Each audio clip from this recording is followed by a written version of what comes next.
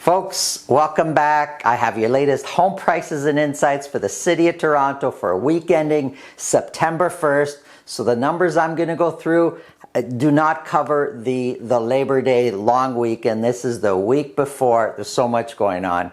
You know, there's so much talk of more listings coming out in the fall. The fall we look at as kind of like our second spring. So we do expect more listings. If you're looking to list, the sooner you have a conversation with a good realtor, and a good realtor is really important, but the sooner you have a earlier conversation with a good realtor on preparing your home, the better off you'll be. And from personal experience, I'm saying this, sometimes, you know, we'll get a call, I'm ready to list, and we've seen that the sellers have prepared the home and spent money where maybe they didn't need to, or they've done things that have kind of put so much pressure on them to get the home ready, where we have people that would do that for you. So speak with a good realtor if you're looking to list early on.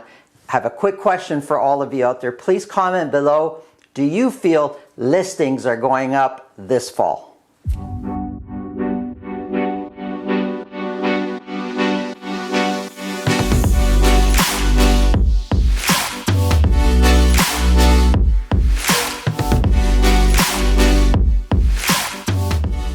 For those of you that want to talk to me, what we've done to make it really convenient is in the description below, we've set up a link to my calendar. Just click the link, pick a time that suits you.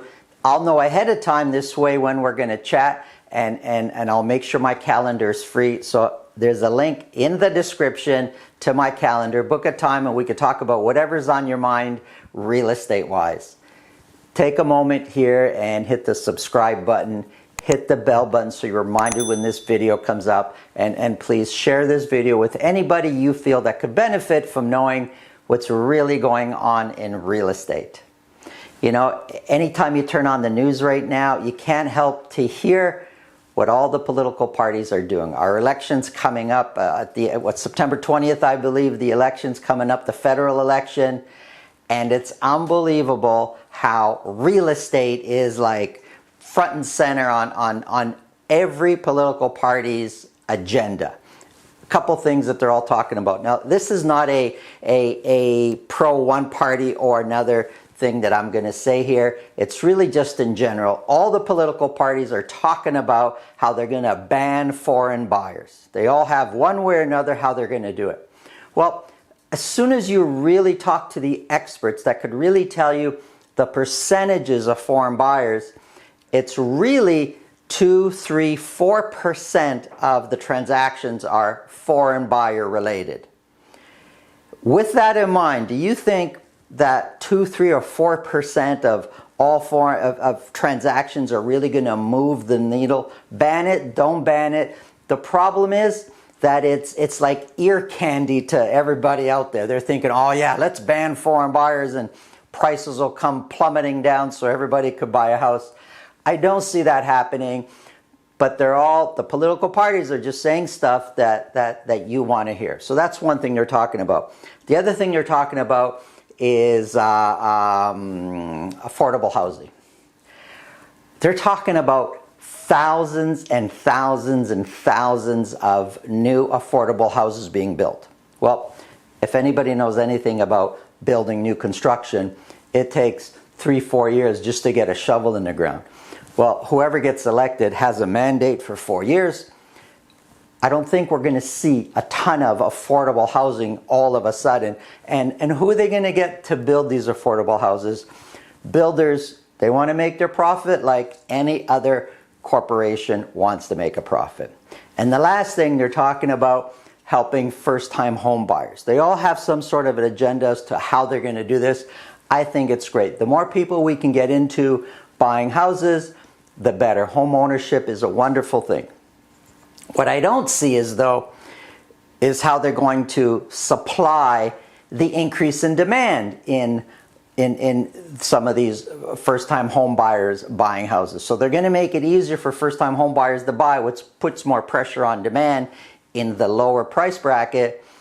That just brings prices up again. So I don't think any of these political any of these political, I said properties because I'm real estate, I don't think any of these political parties are addressing the supply issue, where that's where I feel really is the biggest thing to focus on.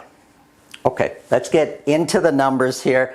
Here we have the City of Toronto detached. I'm only talking about the City of Toronto on different days. I talk about the cities in York Region. I talk about the cities in Peel, in Durham. Tune in on different days, but if you hit the bell button, you'll be reminded when these videos come up. City of Toronto, big news, average sold price has come way down. $1,558,000 is the average sold price for week ending September 1st, way down from the 1.7 million it was just a week ago. I'll explain that price in a little while. It's not what it seems. The value of your home has not plummeted. We'll talk about in a little while. We sold 154 detached properties last week in the City of Toronto, down a little bit from the week before, and 26 of those were at 2 million or more.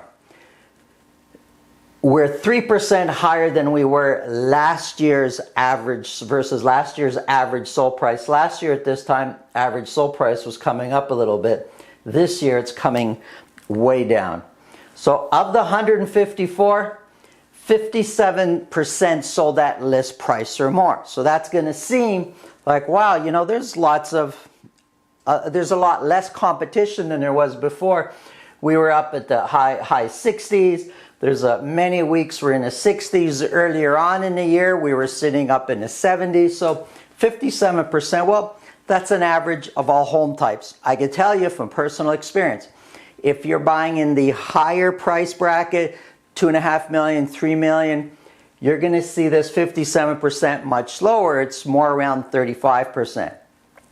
If you're buying in the lower price bracket, 1.5 million or less, you're going to see this percentage much higher. It's sitting more around 70, 75%. So it depends what price bracket you're buying in, but 57% is the overall average right now, which is what it was last year at this time. Now, here's where we're running into some issues. Listings. Listings are way down. And there was a time, so the blue is last year's listings, the orange is this year. There was a time where we were listing more than what we were listing last year, but it's been a few months now where we're way less than what it was last year at this time as far as new listing goes, and that puts a ton of pressure on price. So demand is there aren't enough listings. Months of inventory is sitting at 1.1. It's very low, and it's interesting because as months of inventory come down, prices should be going up. This rule is starting to get blurry and blurry just because prices are already at an all-time high, and there's only so much pressure we could put on prices. Days on market also dropped to 16, which is one of the lowest days we've had in days on market we've had in a while. So average sold price is way down. Months of inventory is down. Let's try to explain average sold price a little bit more. And one way we can do that is looking at the breakdown between East, Central, and West. The burgundy here, this is East Toronto. Average sold price has gone up a little bit from the previous week. The orange is West Toronto. Average sold price has gone up also a little bit from the previous week. So average sold price between East and West has been pretty steady. Central Toronto, average sold price has come way down from 2.589 the previous week to 2.142. That's what you got 60. That's like over $400,000 price drop in 1 week. And the previous week it was sitting up over 2.7 million. So in 2 weeks we've had a massive shift in average sold price in Central Toronto. I assure you it's not the 1.5 or lower pricing point that has affected the average sold price. It's the luxury, the ultra luxury properties, the $2.5, $3.5, $4.5 million properties. That's what's affected this average sold price. Now, when you break it down like this, you can see that clearly. When you have the whole city of Toronto as a whole, it's harder to see that. So this is where the average sold price has really come down quite a bit. And if we look a little bit closer, West Toronto, months of inventory sitting at 0.9, days on market is 13. If we look at Central Toronto, months of inventory is 2.2, days on market is sitting at 19. And if we look at East Toronto, months of inventory is sitting at 0.7. So different buying experiences in the different parts of Toronto. And if you look at the communities within these three parts of Toronto, it goes down even lower. Quick look at semis, months of inventory sitting at 0.7. Average sold price went up to 1,245,000. Days on market is sitting at 11. 77% sold at list price or more. Looking at townhouses, sitting at 1 month of inventory. Okay, condos. So we sold 293 condos last week. Now, sales have been coming down. They've been pretty steady though. They've been coming down, but not quite like they have in the detached market or some of the other home types. We're looking at average sold price. The average condo is still sitting at over 700,000. Now, when you kind of step back a little bit, for a while now, up until say mid-June, average sold price for condos has been going up.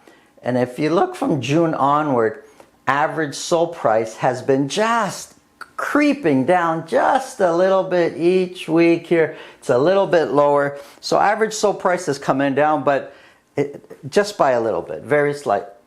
We're sitting at 11% higher than last year's average sold price. Of the 293 that were sold, 46% sold at list price or more. And we listed 508, which is also far less than what we were listing last year at this time. And months of inventory came up a little bit. It's sitting now at 1.6 for condos. 22 is the average days on market. So there's some room in condos to negotiate and really look at it. Here's the overall average months of inventory for the different home types in the city of Toronto. You know, some are up from the previous week, some are down. Overall, still very much a seller's market in all the home types. We've got the fall coming up. These numbers don't include the week of Labor Day. We'll see what happens. We expect the next report to be quiet, and then we are for sure in the fall market. Have a great day and talk to you soon.